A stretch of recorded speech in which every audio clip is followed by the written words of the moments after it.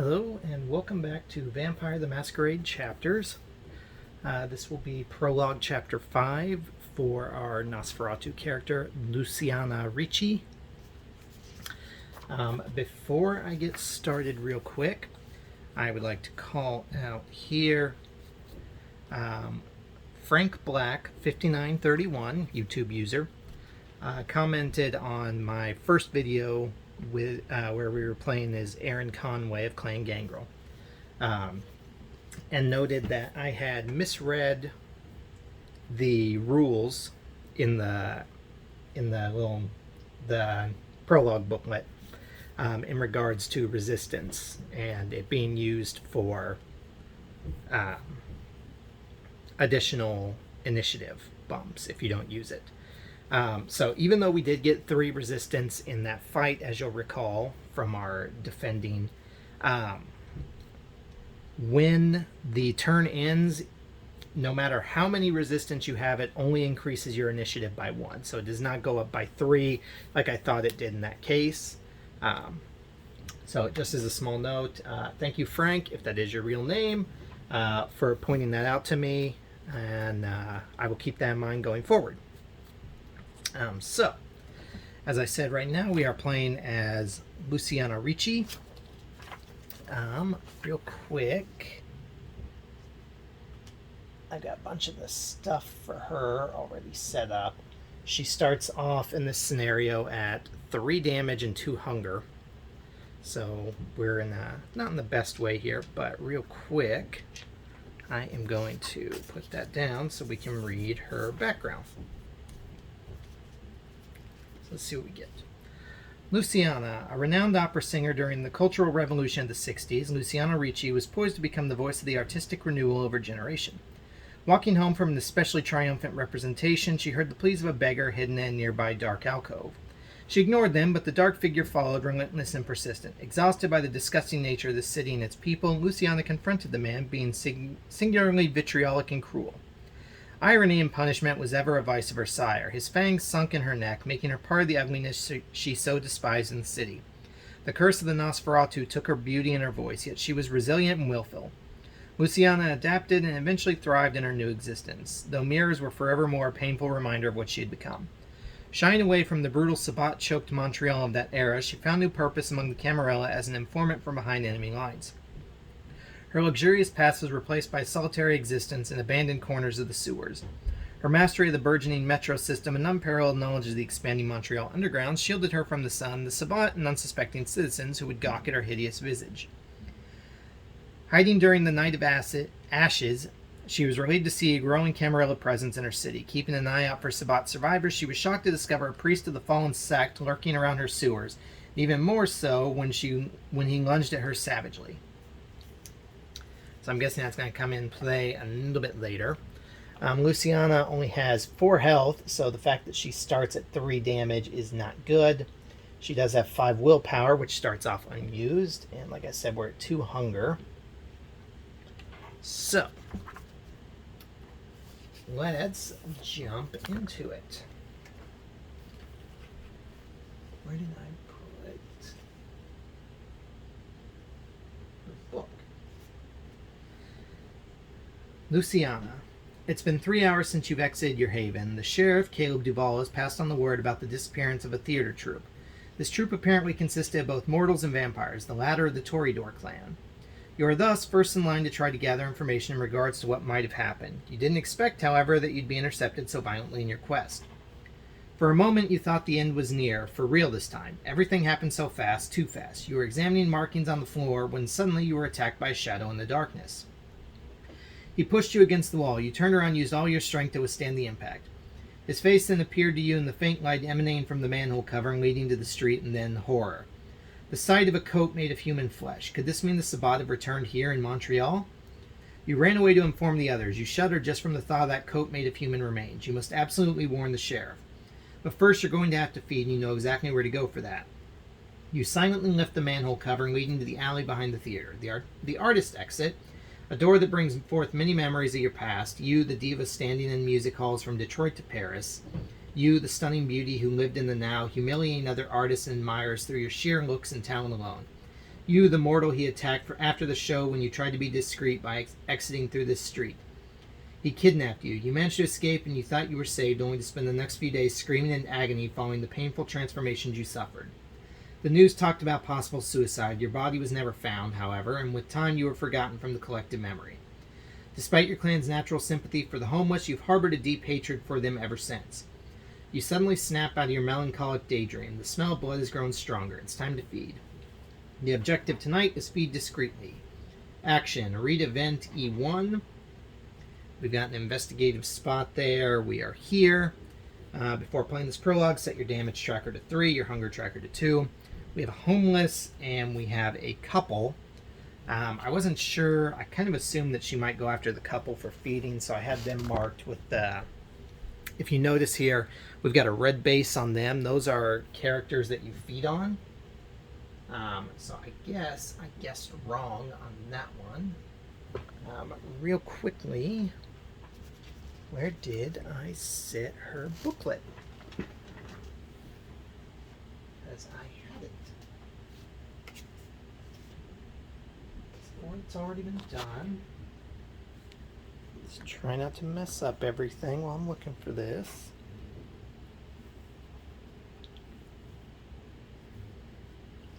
Did I set the board on top of it?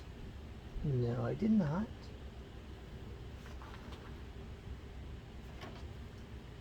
Oh, I didn't pull it out of my stack of other books. I don't know if we'll need the initiative tracker or we'll set it there in case. Okay. So, read event E1.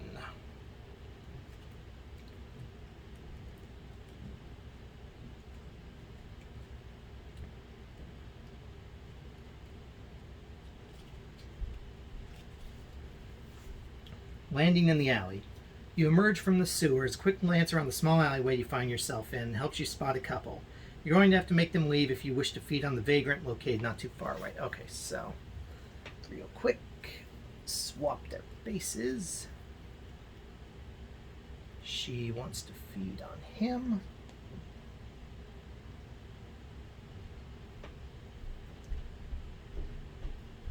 And they just happen to be in the wrong place at the wrong time. Your other option is to let your thirst for blood guide you all the way to the homeless man lying under a pile of cardboard, though you have to be sneaky if you don't want them to notice you. You also spot a trash can not too far away. You could always take a peek inside while you're at it. Time to get started. Read event 2. Feeding undetected. Oh,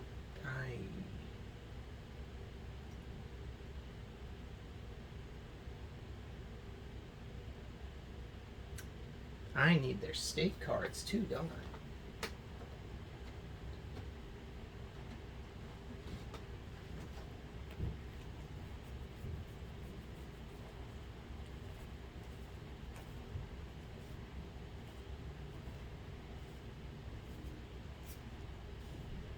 Maybe. Maybe not. Okay. Feeding undetected. If you want to feed on the homeless man, you must approach discreetly and declare stealth mode when trying to bypass an NPC's line of sight. The line of sight of an NPC is the area in which they can see characters. A line of sight is always a triangle of hex extending outward from the NPC in the direction it's facing. An NPC's line of sight value is determined by the NPC state card. If the NPC has no state card, its default line of sight value is 3. So the facing is marked, kind of hard to see on here.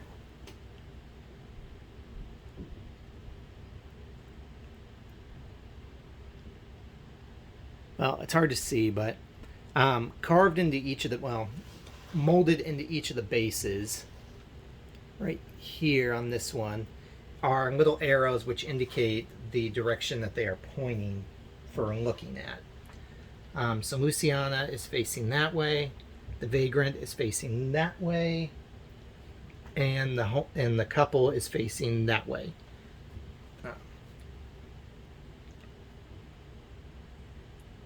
If they have no state cards, default line of sight is 3. When trying to move discreetly through their line of sight, player must enter stealth mode by entering a physical plus stealth check. You succeed, you can move past the NPC without being seen. Should you fail, you may be forced into combat if the NPC has an aggressive attitude. You take note of your surroundings. Read E3. Creeping up on the homeless man. The closer a character in stealth mode is to an NPC, the greater the chance they'll be detected. Proximity modifier is determined by the NPC's line of sight. The hex closest to the NPC has a proximity modifier equal to their full line of sight. It decreases by 1 as the line of sight distance increases. The hex on each side of an NPC have a modifier of 0, and the ones behind them have a modifier of -1. Note that the homeless man is a dialogue NPC and that these cannot be fed upon, unless otherwise mentioned, like in this scenario. If you don't succeed in approaching him in stealth mode, you'll still have the option of initiating dialogue. Okay. So I guess he's actually supposed to be on the black base too. Well then.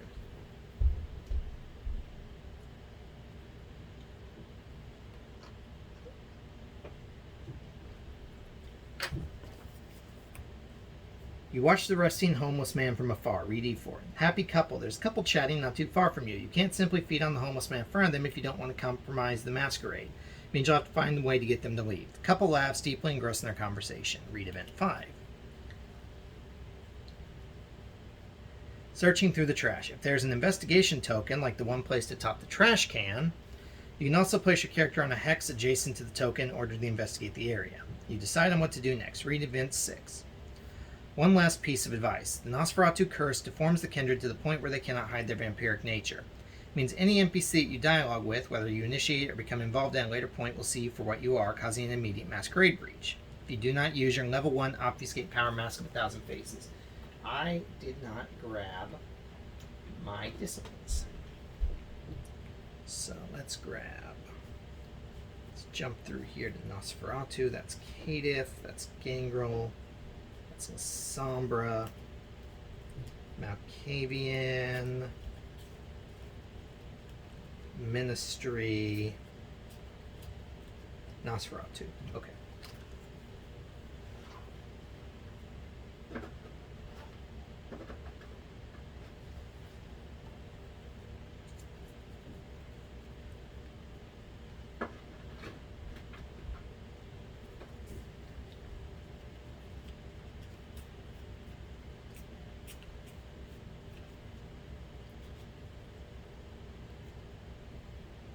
So even though we don't have all of these, Nosferatu, you must take the level 1 obfuscate card, Mask of 1,000 Faces. So we've got what? We've got 1 obfuscate and 1 animalism.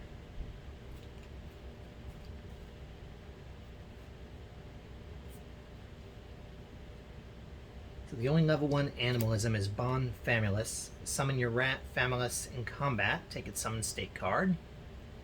And for obfuscate, we have Mask of 1,000 Faces. Change into the bland kind to avoid suspicion. Mandatory to enter a dialogue sequence. So, set that right there. If you do not use your level 1 obfuscate, Mask of 1,000 Faces, this will create an illusion over your face and make you look like an ordinary person alive, and most importantly, not a walking masquerade breach. Remember, Mask of 1,000 Faces is an active power, which means that if you utilize another active power, it will replace Mask of 1,000 Faces. You feel your features with your fingers and make a mental note to change them before speaking to anyone. Read Event 7. Your time to shine. Your move. Choose your preferred approach in order to successfully feed on the homeless man. The night is yours. Resume playing. So,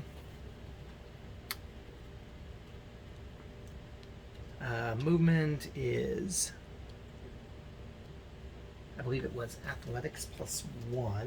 It's been a few days. Actually, it's been about 2 weeks now since I got to play last. So I'm going to make sure. Movement. It's not going to matter much in this one because I don't believe any of the NPCs are going to be moving, but movement.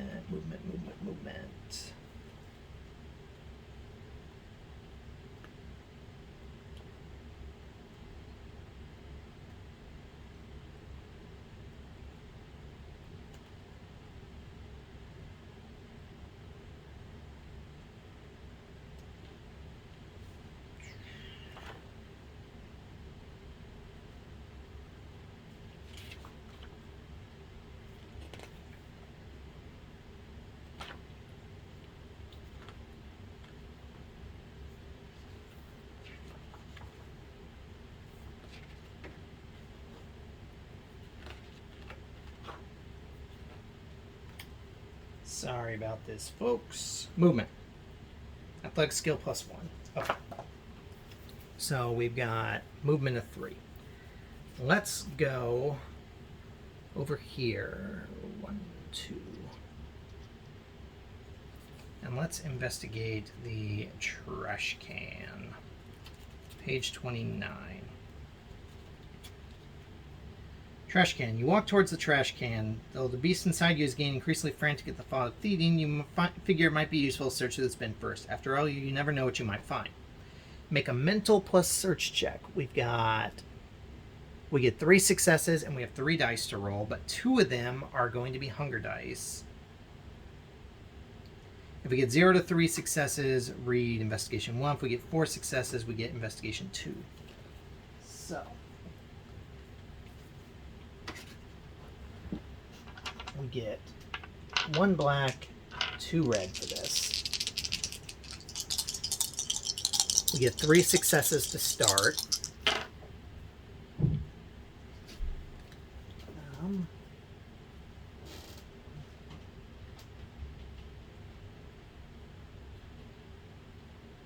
And luckily, those do not count as an increase for rouse, so that gets us 5 successes. So we're reading investigation 2. You cautiously plunge your arms inside the dirty pile of trash. Although most people would be repulsed by this activity, as a Nosferatu, you're now used to being surrounded by dirt and disgusting junk. Finally, you grab something. It's a wine bottle. You notice it's still about a quarter full. Take clue token number 3. Okay.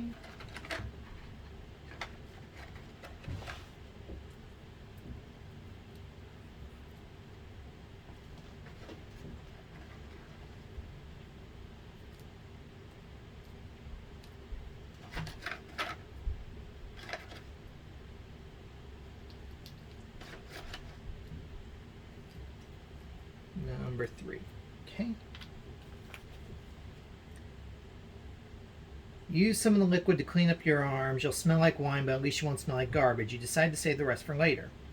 You glance down and notice something else. Cautiously, you lean over and pick it up. It's a poster showcasing tonight's show. Your eyes widen. No way. It's who you used to share the stage with, Fanny Gerard. You grimace. She's aged quite a bit. Not like you're in any position to be catty, though, considering what you look like now. You decide to take it with you as well. Take clue token number 2. Clue token number 2. Remove investigation area 1 from the tile and resume playing. Okay. So, to activate Mask of 1,000 Faces, we are going to have to make a rouse check.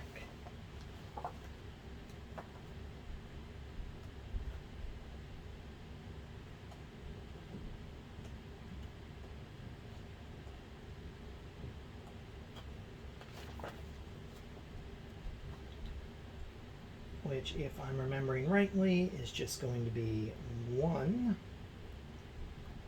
hunger die.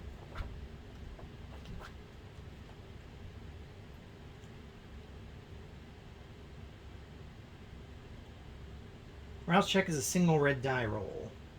If you succeed 1 onk or the double fangs, your hunger stays the same. If you fail, no onks, your hunger increases by 1. If you roll a skull, your hunger increases by 2. So, okay, we stay the same hunger. And we now have Mask of 1,000 Faces activated. So,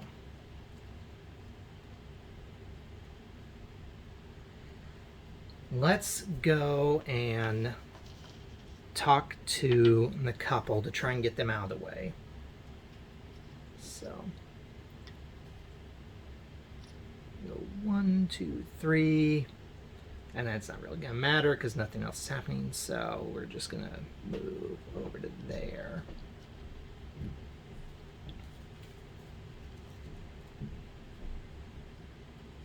Couple. Double curious. Hi, you greet them from afar. Hey, they respond cautiously. They can most likely barely make out your silhouette in the dark. You decide to mask your monstrous appearance by using your vampiric powers and find a way to make them leave. We can decide to act like a homeless person, which is read dialogue 4. You have clue token number 2. You can act like an old lady, dialogue number 3, or you can take the appearance of an average woman and flirt with the man, dialogue 2. Well, we have clue token number 2, so let's go ahead and use that to act like an old lady. Sweet old lady, you turn into an amicable-looking old woman. The couple mellows down as you get closer and stop under a streetlight. To them, you're just a sweet old lady illuminated by the dim yellow light above you. How can we help you, ma'am? The woman asks. You give them a toothy smile. Read D7. Starstruck. You two waiting to get back in the theater, you ask him? Yeah, we are, the man responds, smiling pleasantly. We really love the play, the young woman adds. You take out the theater poster you got earlier and show it to them. Read dialogue 14. You know the name of this actress, you point the woman who was once your colleague? The couple leans over, then both of them nod in recognition. Yes, that's Fanny Gerard. Well, I happen to know her personally. She used to be a friend of mine. The couple's eyes widen. No way. Yes, indeedy. And knowing her, she must be sneakily smoking backstage right about now. Would you like me to bring you there? You could talk to her and maybe get an autograph. I know a way in. What? No way, the girl exclaims. That'd be awesome, the man adds. The man adds. Thanks a lot, madam. Oh, no need. I'd love to help. You chat with them some more and show them the hidden door through which the technician exited the theater to go smoke earlier. Read dialogue 15. Hell hath no fury. You help the couple sneak in and hand them the poster in case they want to get autographed. The couple thanks you profusely before making their way in. Discard clue token number 2, which we already did, and remove the couple NPC from the tile. Boop. You snicker to yourself at the memory of the good old days. Your ex-colleague Fanny hated signing autographs for fans. That's what she gets for dissing your performance back in the day. You shake your head back to reality. As nice as it was to get rid of the young parent and plunge back into your past, you still have to feed and go warn the others about the sabbat. Resume playing. So let's go after our target.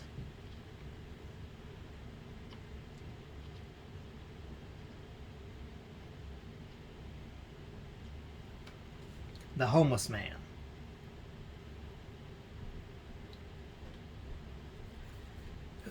The homeless man squints at you. He scrutinizes you in an attempt to assess exactly what you want. We can knock him out and attempt to knock him out and feed on him, which is a physical plus brawl check, difficulty 3. We have 2 brawl and 2 physical. Or we can try to seduce him into giving himself up willingly, which is social plus subterfuge. So we have 2 social but 1 subterfuge.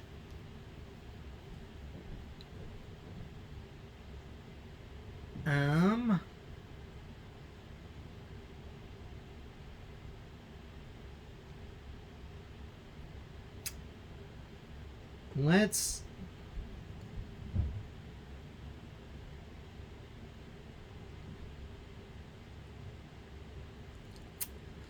we'd have an easier time knocking him out, but let's try subterfuge first.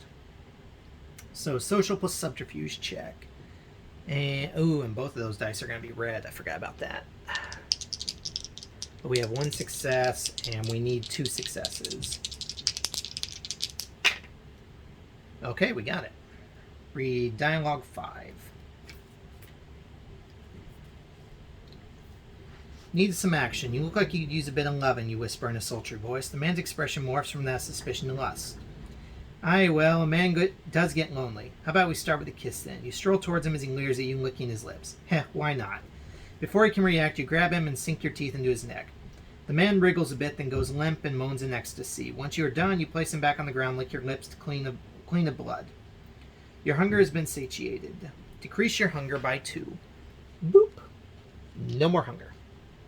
Time to go warn the others. End of Prologue Nosferatu.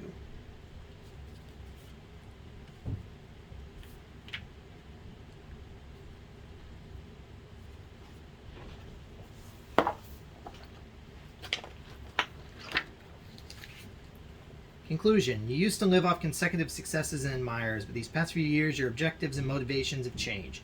You are now a brilliant spy at the service of the Camarilla, yet despite knowing this, you can't help but feel pangs of longing every now and then at the thought of who you used to be. Splash immediately follows when you hop off the ladder. You are now once again plunged in dirty, murky waters and complete darkness, but no matter. You must warn Caleb Duvall of what you saw, but first you must inform your fellow Nosferatus they can spread the word to the other kindred. You sigh as you tell yourself that at the very least you managed to feed before making your way back here. As you begin heading towards the Chamber of Horrors, you hear an echo and jump. Quick glance in the direction of the noise reveals the silhouette of a simple rat and leaves with a squeak. The Sabbat's earlier presence has left you nervous. You better hurry. After all, he might come back. Reward, gain 1 XP. All right. So that was Prologue Chapter 5, Lucianna. Next up, we will be doing Prologue Chapter 6, which is Nico Miller of the Toreador. So thank you so much for watching. I hope you're enjoying, and we will see you in the next video. Bye-bye.